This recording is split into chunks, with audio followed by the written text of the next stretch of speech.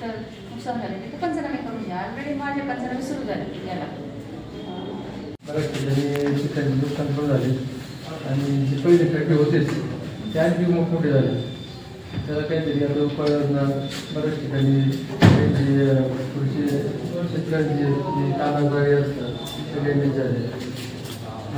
नुकसान झाले. उभ्या पिकांचे पंचनामे करतो. उभ्या पिकांना देतो. साठवलेल्या पिकांना आणि जनावरांसाठी आता ते 2 कायपर्यंत गाय वगैरे मिळण्यासाठी त्यांचे घरांचे काही ठिकाणी रस्तेच वाहून गेले. पण तात्पुरतं त्यांना काहीतरी संबंधित खात्याला सांगून ते दुरुस्त करते.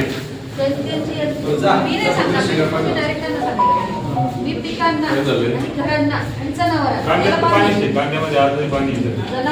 पिकांना आणि घरांना मी बांधिले. पिकांचं पण माझं मी गट ठरले की हा गट कोणाचा आहे, त्याचं नुकसान किती टक्के झालं काय विषय नाही. रस्त्याचं संबंधित यंत्रणाला तुम्ही डायरेक्ट सांगा. नाही आता 400-500 लोक बसतील त्याच्यात जो जोडणारा पूल तोच हो ना, पण ती संबंधित यंत्रणा मी नाही. मी प्रशासन नाही, त्यांचे संबंधित वरिष्ठ वेगळे मी माझे कलिग्स नाहीत ना की मी त्यांना आदेश देऊ शकतो. शेवटी ज्याची शासन निर्णयच आहे की ज्याची प्रॉपर्टी त्या प्रॉपर्टी संरक्षण करण्याची जबाबदारी त्या यंत्रणेची आहे. कसं होतं शेवटी डेप्टी इंजिनियरला तसं आदेश देतो त्याला वाईट वाटतं, तर त्याचा पगार माझ्यापेक्षा जास्त असतो. हे आपलं अनऑफिशियल आहे. त्यापेक्षा तुम्ही त्यांच्या याला सांगा. मी मग असं सगळ्यांना सांगणारच की तिथं नुकसान झाले तिथं पंचनामे करून घ्या. ऑलरेडी माझे पंचनामे सुरू झाले याला. भागात जास्त बघू झाले आता सगळीकडे एवढा पंचनामे करायचं. आमचे म्हणजे वेगळ्या आदेशाची वाट पाहू नये अशा सूचना आहेत. पंचनामे करण्यासाठी वेगळ्या आदेशाची आवश्यकता नाही. जिथं नुकसान झालं तिथं सुमोटो पंचनामे करायचं. घरांचे चालू केले जनावरांचे आणि त्याचा निधी पण उपलब्ध असतो आपल्याला देत आहे. फक्त पिकांचा निधी मागच्या पावसाळ्यात 23 मध्ये शासन हे पैसे नाही. फक्त 23 मधला का 22 तेवढाच एक विषय आहे.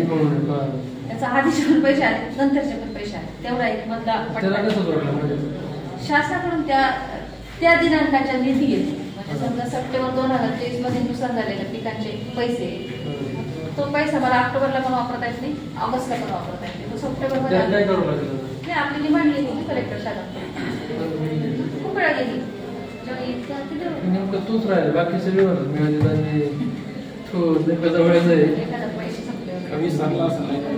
नाही पैसे विषय जरी कसं असतं समजा 4 लाख रुपये आणि गेले 2 दिवसांपासून पारनेर तालुक्यामध्ये आणि नगर तालुक्यामध्ये जोरदार अतिवृष्टी होत आहे आणि त्यामुळं तालुक्यातील आमचे शेतकरी बांधव असतील, सर्व गोपालक असतील, सर्वांचंच मोठं प्रचंड प्रमाणात नुकसान व्हायला सुरुवात झालेली आहे. अनेक पिकं हातातोंडाशी आलेली पिकंसुद्धा सोयाबीन, कांद्याची रोपं यांचं प्रचंड नुकसान झालेलं आहे. कांदा चाळ असेल, शेततळे असतील किंवा इतर रस्ते असतील, विजेच्या तारा असतील, हे सुद्धा रस्त्यावर तुटून पडलेले आहेत. त्यामुळं शेतकऱ्यांचं खूप मोठ्या प्रमाणामध्ये नुकसान होत आहे. त्यामुळं या ठिकाणी आम्ही आज आदरणीय तहसीलदार मॅडमना निवेदन दिलेलं आहे की तातडीने आपण पंचनामे करण्याचे आदेश द्यावेत. ग्रामसेवक असेल, तलाठी असेल, कृषी सहाय्यक असतील यांना तातडीने गावोगावी पाठवून पंचनामे करावेत आणि ज्या ठिकाणी शेतकऱ्यांचं फार मोठ्या प्रमाणात नुकसान झालेलं आहे अशा शेतकऱ्यांचे पंचनामे करून त्या संदर्भात काय मदत करता येईल त्याचं नियोजन करावं. अशा पद्धतीचं आज आम्ही तहसीलदार मॅडमला निवेदन दिलेलं आहे की अशा पद्धतीची परिस्थिती 2 दिवसांपासून निर्माण झालेली आहे.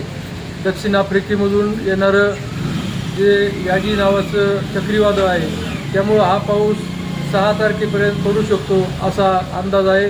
त्यामुळं भविष्यामध्ये सुद्धा पुढच्या काही 10-12 दिवसांमध्ये खूप मोठ्या नुकसानाला कदाचित आपल्या शेतकरी बांधवांना सामोरं जावं लागू शकतं.